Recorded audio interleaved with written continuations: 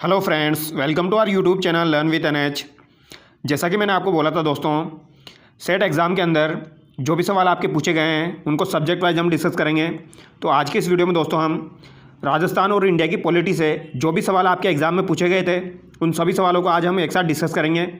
इससे पहले दोस्तों राजस्थान जीके के जो भी सवाल पूछे गए हैं वो भी हम डिस्कस कर चुके हैं एक साथ। जैसे कि राजस्थान भूगोल के सवाल एक साथ मैं आपको बता चुका हूँ, हिस्ट्री और कल्चर के सवाल भी एक साथ बता चुका हूँ, और इसके अलावा कंप्यूटर के जो भी सवाल थे वो भी हमने एक साथ डिस्कस कर लिए हैं। आज के इस वीडियो में हम राजस्थान की पॉलिटी और इंडिया पॉलिटी से जो भी सवाल पूछे गए हैं उन सभी सवालों को एक साथ डिस्कस करेंगे। तो चलिए दोस्तों बिना देरी के शुरू करते हैं। पहला सवाल आपकी स्क्रीन पर है और इसी प्रकार के सवाल आने वाले एग्जाम्स में भी पूछे जाएंगे दोस्तों। यहाँ से आपको RSM SSB का पैटर्न भी समझ में आएगा। तो चलिए शुरू करते हैं। पहला सवाल आपकी स्क्रीन पर है, निम्नलिखित में से राजस्थान राज्य की प्रथम महिला राज्यपाल कौन थी? तो राजस्थान राज्य की प्रथम महिला राज्यपाल कौन थी? प्रतिभा पाटिल, प्रभा राव, मार्गरेट आल्वा या फिर कमला बेनीवाल? तो प्रथम महिला राज्यपाल आपकी प्रतिभा पाटिल हो जाएगी। ऑप्शन है यहाँ पर करेक्ट हो जाएगा। अगला सवाल देखिए, राजस्थान उच्च न्यायालय की मुख्य पीठ कहाँ स्थित है? तो राजस्थान उच्च न्यायालय की मुख्य पीठ अगर आपसे पूछी जाए तो ये कहाँ पर हो जाएगी? आपकी जोधपुर में हो जाएगी। और अगर आपसे खंडपीठ के बारे में बात की जाए तो वो आपकी जयपुर में स्थित है। अगला सवाल देखिए, वर्ष 2023 में राजस्थान के राज्य चुनाव आयुक्त कौन थे? तो वर्ष 2023 में राजस्थान के राज्य चुनाव आयुक्त कौन थे? तो ये आपकी मधुकर गुप्ता हो जाएगी। ऑप्शन बी यहाँ पर करेक्ट हो जाएगा। अगला सवाल देखिए, संविधान के किस अनुच्छेद के अनुसार हिंदी देश की राजभाषा है? तो हिंदी देश की राजभाषा है किस अनुच्छेद के अनुसार? तो यह आपका अनुच्छेद हो जाएगा 343। ऑप्शन डी यहाँ पर आपका करेक्ट हो जाएगा। यानी कि हिंदी भाषा से रिलेटेड दोस्तों सवाल एग्जाम में पूछा गया था, तो ये आपके सेट एग्जाम 12th लेवल के में भी पूछा जाएगा। आगे देखिए, नीति आयोग के प्रथम उपाध्यक्ष कौन थे? तो नीति आयोग के बारे में यहाँ पर बात की जा रही है। नीति आयोग के प्रथम उपाध्यक्ष कौन थे? अरुण जेटली, नंदन नीलेकणी, अरविंद पनगड़िया या फिर नरेंद्र मोदी? तो नरेंद्र मोदी तो दोस्तों प्रथम अध्यक्ष हो जाएंगे आपके। प्रथम उपाध्यक्ष आपके अरविंद पनगड़िया थे। ऑप्शन सी यहाँ पर आपका करेक्ट हो जाएगा। अगला सवाल देखिए, निम्नलिखित में से कौन सी भारतीय संविधान की एक विशेषता नहीं है? तो भारतीय संविधान की यहाँ पर कौन सी एक विशेषता नहीं है? सार्वभौमिक वयस्क मताधिकार, विभिन्न स्रोतों से लिए गए प्रावधान, दोहरी नागरिकता का प्रावधान, सबसे लंबा लिखित संविधान। तो यहाँ पर आपका राइट आंसर क्या हो जाएगा? जो कि भारतीय संविधान की एक विशेषता नहीं है, तो ये आपकी हो जाएगी दोहरी नागरिकता। ये भारतीय संविधान की एक विशेषता नहीं है। अगला सवाल देखिए, निम्नलिखित में से कौन सा अनुच्छेद संसद की राष्ट्रीय हित में राज्य सूची में शामिल किसी भी मामले पर कानून बनाने का अधिकार देता है यदि प्रस्ताव राज्यसभा द्वारा संसद में उपस्थित सदस्यों और मतदान के 2/3 बहुमत के साथ पारित किया जाता है? तो ये किस अनुच्छेद में दिया गया है दोस्तों? अनुच्छेद 249, अनुच्छेद 312, 360 या अनुच्छेद 54? तो यहाँ पर आपका राइट आंसर हो जाएगा दोस्तों अनुच्छेद 249।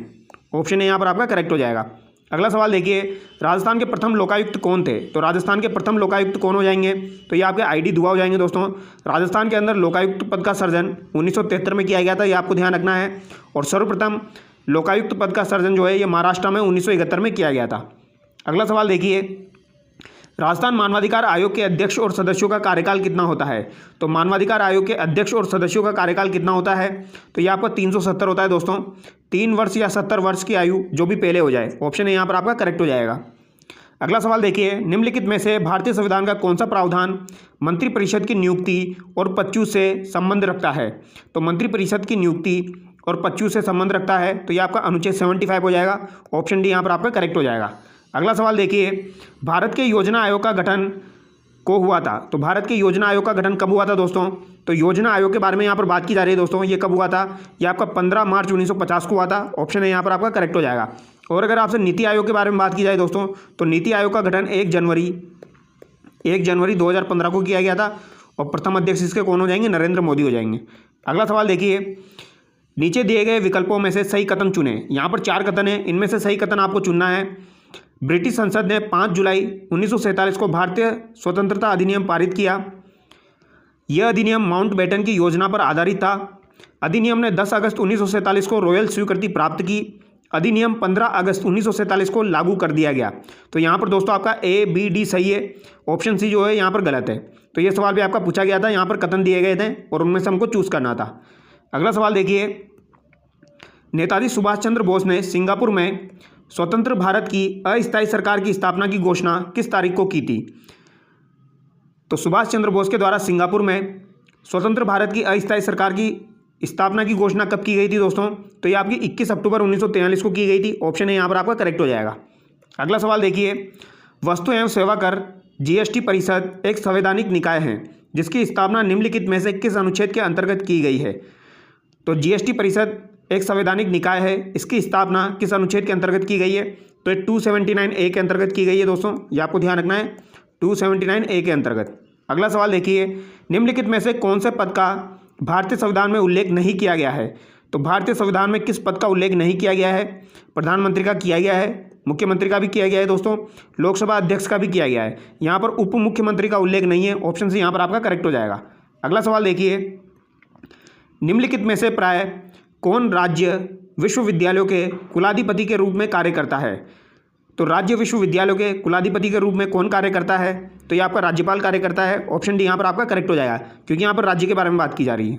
अगला सवाल देखिए, किस भारतीय संविधान संशोधन ने उच्च न्यायालय के न्यायाधीशों की सेवानिवृत्ति की आयु 60 वर्ष से बढ़ाकर 62 वर्ष कर दी है? तो ये किस संविधान संशोधन के तहत की गई है दोस्तों? तो ये आपके 15वां संविधान संशोधन के तहत की गई है। ऑप्शन है यहाँ पर आपका करेक्ट हो जाएगा। अगला सवाल देखिए, इनमें से कौन सा एक संवैधानिक निकाय नहीं है? तो यहाँ पर कौन सा एक संवैधानिक निकाय नहीं है? संघ लोक सेवा आयोग, चुनाव आयोग, वित्त आयोग या राष्ट्रीय मानवाधिकार आयोग? तो दोस्तों संघ लोक सेवा आयोग, चुनाव आयोग और वित्त आयोग आपके संविधान में उल्लेखित है, यानी कि आपके संवैधानिक निकाय हो जाएंगे। तो यहाँ पर आपका राइट आंसर हो जाएगा राष्ट्रीय मानवाधिकार आयोग, क्योंकि इसका संविधान में उल्लेख नहीं है। अगला सवाल देखिए, निम्नलिखित में से कौन सी भाषा संविधान की 8वीं अनुसूची में शामिल नहीं है? तो यहाँ पर कौन सी भाषा जो है ये संविधान की 8वीं अनुसूची में शामिल नहीं है? नेपाली, सिंधी, अंग्रेजी या फिर संताली? तो दोस्तों यहाँ पर आपका राइट आंसर हो जाएगा अंग्रेजी। ऑप्शन सी यहाँ पर आपका करेक्ट हो जाएगा। अगला सवाल देखिए, निम्नलिखित में से कौन सा भारतीय संविधान के तहत मौलिक अधिकार नहीं है? तो भारतीय संविधान के तहत यहाँ पर कौन सा मौलिक अधिकार नहीं है? शिक्षा का अधिकार, संपत्ति का अधिकार, समानता का अधिकार या फिर स्वतंत्रता का अधिकार? तो शिक्षा, समानता और स्वतंत्रता का अधिकार ये मौलिक अधिकार है। संपत्ति का अधिकार जो है ये आपका विधिक अधिकार है दोस्तों। ये कौन सा है आपका? विधिक अधिकार है, ये आपका मौलिक अधिकार नहीं है। तो यहाँ पर आपका राइट आंसर ऑप्शन बी हो जाएगा। अगला सवाल देखिए, नीति आयोग की स्थापना कब की गई थी? तो नीति आयोग की स्थापना कब की गई दोस्तों? ये आपकी 1 जनवरी 2015 को की गई थी। ऑप्शन सी यहाँ पर आपका करेक्ट हो जाएगा। अगला सवाल देखिए, निम्नलिखित में से किस नियम के अंतर्गत हिंदी के प्रगामी प्रयोग को प्रभावी ढंग से लागू करने के उद्देश्य से पूरे भारत को 3 क्षेत्रों में बांटा गया है? तो दोस्तों यहाँ पर आपका राइट आंसर हो जाएगा राजभाषा अधिनियम 1976। ऑप्शन डी यहाँ पर आपका करेक्ट हो जाएगा। अगला सवाल देखिए, निम्नलिखित में से कौन सा एक संवैधानिक पद नहीं है? यहाँ पर कौन सा एक संवैधानिक पद नहीं है? राज्यपाल, मुख्य न्यायाधीश, आरबीआई गवर्नर, लोकसभा अध्यक्ष? तो दोस्तों राज्यपाल, मुख्य न्यायाधीश, लोकसभा अध्यक्ष जो है इनका संविधान में उल्लेख है, यानी कि ये संवैधानिक पद हो जाएंगे। आरबीआई का गवर्नर जो है ये आपका संवैधानिक पद नहीं है। ऑप्शन सी यहाँ पर आपका करेक्ट हो जाएगा। अगला सवाल देखिए, भारतीय संविधान के अनुसार संघीय भारत के किसी राज्य का नाम निम्नलिखित में से किसके द्वारा परिवर्तित किया जा सकता है? तो संघीय भारत के किसी राज्य का नाम निम्नलिखित में से किसके द्वारा परिवर्तित किया जा सकता है? तो ये संसद के द्वारा परिवर्तित किया जा सकता है। ऑप्शन डी यहाँ पर आपका बिल्कुल करेक्ट हो जाएगा। राजस्थान राज्य सूचना आयोग का गठन कब हुआ?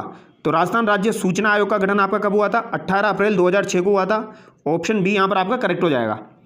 अगला सवाल देखिए, भारतीय लेखा परीक्षा और लेखा विभाग के प्रमुख कौन हैं? तो भारतीय लेखा परीक्षा और लेखा विभाग के प्रमुख कौन हो जाएंगे? वित्त मंत्री, प्रधानमंत्री, भारत के नियंत्रक एवं महालेखा परीक्षक या भारत के महान्यायवादी, अटॉर्नी जनरल? तो यहाँ पर आपका राइट आंसर हो जाएगा दोस्तों ऑप्शन सी, भारत के नियंत्रक एवं महालेखा परीक्षक। ये आपको ध्यान रखना है दोस्तों। C&AG जो है ये भारतीय लेखा परीक्षा और लेखा विभाग का प्रमुख होता है। अगला सवाल देखिए, राष्ट्रीय पंचायती राज दिवस कब मनाया जाता है? तो राष्ट्रीय पंचायती राज दिवस आपका 24 अप्रैल को मनाया जाता है। अगला सवाल देखिए, कानून के समक्ष समानता की अवधारणा कानून के शासन की अवधारणा का एक तत्व है, इसे किसके द्वारा प्रतिपादित किया गया था?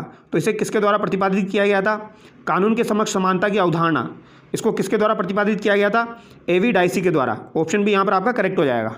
अगला सवाल देखिए, राजस्थान सूचना आयोग अपनी वार्षिक रिपोर्ट किसको प्रस्तुत करता है? तो राज्य सूचना आयोग जो है ये अपनी वार्षिक रिपोर्ट जो है ये राज्य सरकार को प्रस्तुत करता है। ऑप्शन बी यहाँ पर आपका करेक्ट हो जाएगा। राज्य सूचना आयोग और महिला आयोग और इसके अलावा मानवाधिकार आयोग, इसके अलावा दोस्तों मानवाधिकार आयोग ये अपनी रिपोर्ट किसको देते हैं? ये राज्य सरकार को देते हैं, ये आपको ध्यान रखना है।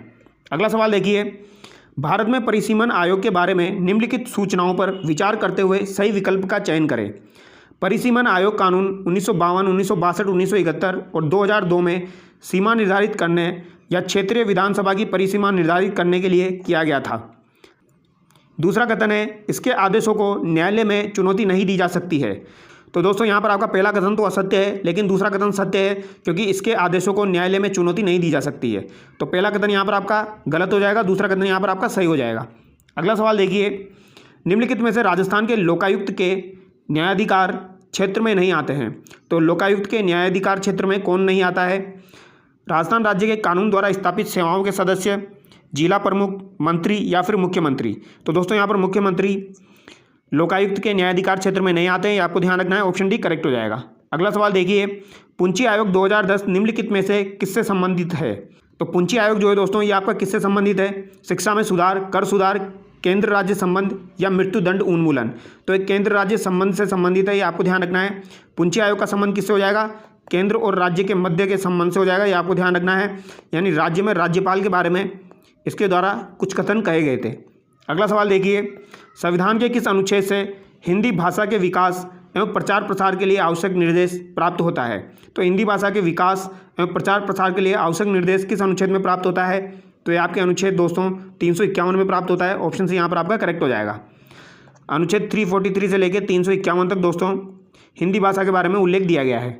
अगला सवाल देखिए, निम्नलिखित में से कौन सी रिट उच्चतम न्यायालय द्वारा जारी की जाती है जो निचले अदालत के न्यायिक क्षेत्र के अधिकार को रोकती है तथा जो उसके क्षेत्राधिकार में निहित नहीं है? प्रतिषेध, बंदी प्रत्यक्षीकरण, परमादेश या फिर उत्प्रेक्षण। तो दोस्तों यहाँ पर आपका राइट आंसर हो जाएगा प्रतिषेध। ऑप्शन ए यहाँ पर आपका करेक्ट हो जाएगा। अगला सवाल देखिए, निम्नलिखित में से कौन राष्ट्रीय मानवाधिकार आयोग के अध्यक्ष की नियुक्ति करने के लिए गठित समिति में सम्मिलित नहीं होता है? तो राष्ट्रीय मानवाधिकार आयोग के अध्यक्ष की नियुक्ति करने के लिए जो गठित समिति होती है उसमें सम्मिलित नहीं होता है। लोकसभा का अध्यक्ष भी होता है दोस्तों, लोकसभा में विपक्ष का नेता भी होता है और प्रधानमंत्री भी होता है। यहाँ पर भारत का मुख्य न्यायाधीश नहीं होता है। ऑप्शन सी यहाँ पर आपका करेक्ट हो जाएगा। अगला सवाल देखिए, निम्नलिखित में से किस निधि से सरकार के सभी व्यय किए जाते हैं और संसद के प्राधिकार के बिना इनमें से कोई राशि आहरित नहीं की जा सकती? लोक लेखा, निजी लेखा, आकस्मिकता निधि या समेकित निधि। तो यहाँ पर आपका राइट आंसर हो जाएगा समेकित निधि। अगला सवाल देखिए, फरवरी 2024 में किसे राजस्थान के महाधिवक्ता के रूप में नियुक्त किया गया है? तो राजस्थान के महाधिवक्ता के रूप में किसे नियुक्त किया गया है दोस्तों? तो राजेंद्र प्रसाद गुप्ता को नियुक्त किया गया है। तो यहाँ पर आपका राइट आंसर क्या हो जाएगा दोस्तों? ऑप्शन बी करेक्ट हो जाएगा। अगला सवाल देखिए, निम्नलिखित में से किस मंत्रालय द्वारा चलचित्र प्रक्षेपी प्रमाणीकरण 2024 लागू किया गया है? सूचना एवं प्रसारण मंत्रालय, विधि एवं न्याय मंत्रालय, वाणिज्य और उद्योग मंत्रालय या फिर कृषि मंत्रालय। तो दोस्तों ये सूचना एवं प्रसारण मंत्रालय द्वारा लागू किया गया। ऑप्शन है यहाँ पर आपका करेक्ट हो जाएगा। अगला सवाल देखिए, निम्नलिखित में से कौन राजस्थान की प्रथम महिला उप मुख्यमंत्री थी? तो प्रथम महिला उप मुख्यमंत्री थी कमला बेनीवाल, दिया कुमारी, प्रतिभा पाटिल या फिर वसुंधरा राजे। तो ये कमला बेनीवाल हो जाएगी। ऑप्शन है यहाँ पर आपका करेक्ट हो जाएगा। अगला सवाल देखिए, भारत के राष्ट्रपति द्वारा राज्यसभा में कितने सदस्यों को मनोनीत किया जाता है? तो राष्ट्रपति द्वारा राज्यसभा में कितने सदस्यों को मनोनीत किया जाता है? तो 12 सदस्यों को मनोनीत किया जाता है। ऑप्शन सी आपका करेक्ट हो जाएगा। अगला सवाल देखिए, लोकसभा अध्यक्ष किसी भी सदस्य को बोलने से रोक सकता है और दूसरे सदस्यों को बोलने की अनुमति दे सकता है। इस तथ्य को जाना जाता है। तो इस तथ्य को किसके रूप में जाना जाता है? इसे यील्डिंग द फ्लोर के रूप में जाना जाता है। ऑप्शन सी यहाँ पर आपका करेक्ट हो जाएगा। अगला सवाल देखिए, स्मारकों, स्थानों और कलात्मक वस्तुओं या ऐतिहासिक महत्व के स्थलों को सुरक्षित रखने के लिए उन्हें राष्ट्रीय महत्व का दर्जा दिया गया। भारतीय संविधान में निम्नलिखित में से किसमें सम्मिलित है? तो दोस्तों ये राज्य के नीति निर्देशक तत्वों में सम्मिलित है। ऑप्शन सी यहाँ पर आपका करेक्ट हो जाएगा। नीति निर्देशक तत्वों का उल्लेख दोस्तों भाग 4 में दिया गया है। भाग 4 में इसका उल्लेख है और भाग 4 में 36 से लेकर 51 तक इसका उल्लेख दिया गया है। ये आपको ध्यान रखना है। अगला सवाल देखिए, 1952 में मुदालियर आयोग की स्थापना की गई थी। तो मुदालियर आयोग की स्थापना किस लिए की गई थी? तो माध्यमिक शिक्षा प्रणाली की स्थिति की जांच के लिए की गई थी। ऑप्शन है यहाँ पर आपका करेक्ट हो जाएगा। ये आपको ध्यान रखना है। अगला सवाल देखिए, वर्तमान में राजस्थान मानवाधिकार आयोग के अध्यक्ष कौन हैं? तो राजस्थान राज्य मानवाधिकार आयोग के अध्यक्ष कौन है वर्तमान में? तो ये आपके न्यायमूर्ति गंगाराम मूलचंदानी हो जाएंगे। ऑप्शन सी यहाँ पर आपका करेक्ट हो जाएगा। अगला सवाल देखिए, राजस्थान उच्च न्यायालय की स्थापना किस वर्ष हुई? तो राजस्थान उच्च न्यायालय की स्थापना किस वर्ष हुई थी? तो ये आपकी 1949 में हुई थी। ऑप्शन बी यहाँ पर आपका करेक्ट हो जाएगा।